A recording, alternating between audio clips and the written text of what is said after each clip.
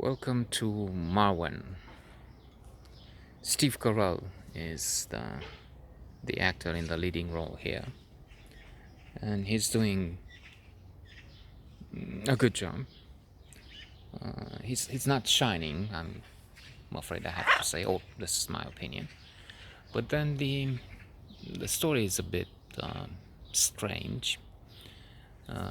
We have so many familiar elements, yes, but the combination is a bit peculiar, for this viewer at least, in that the hero has been the victim of an attack, a hate crime, as it is called today. In fact, his lawyer is trying to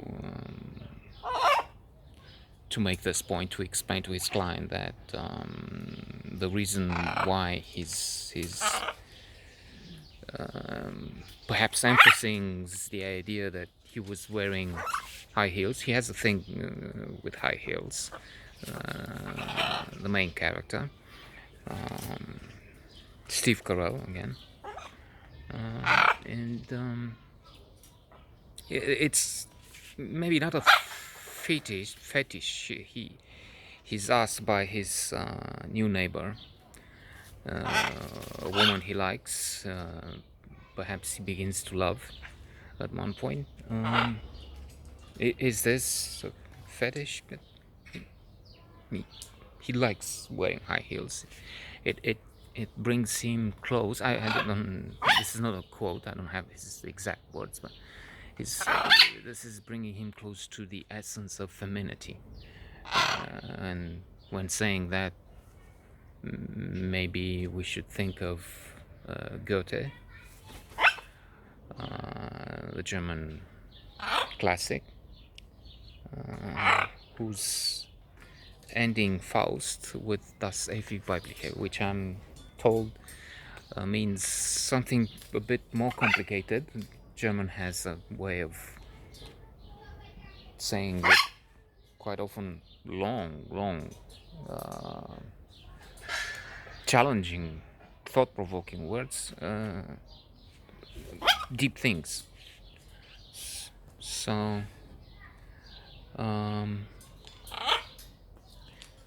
somebody's calling, but we'll call later. Anyway, let's see. The eternal feminine will take us into the special. No, I'm making this up because this guy will not stop with the calling. I mean, he can see I'm not answering anyway. So that's where he's going with his high heel shoes. So he's been a victim of an attack, and now he's acting in a strange way. He had been peculiar before with his wearing of high heels. It has a collection of, I don't know, 247 pairs, and therefore with the attack, he was an inch of his life brought to within a termina, an inch of his life. He has a passionate, in court at one point, he has a passionate stand, and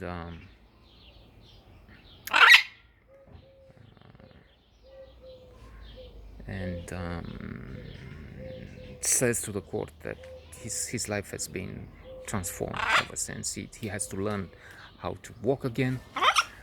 He has this other thing with little figurines, Nazis, a set of women who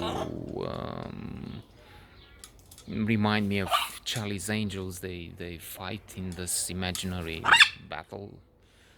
Imaginary, but we're getting into the mind of the character somehow, I think, because at one point we have some fragments with wherein the movie becomes a movie with not quite animation, but with small puppets that look like the characters. In conclusion, yes, the film has merits, but overall, I think it's not extraordinary.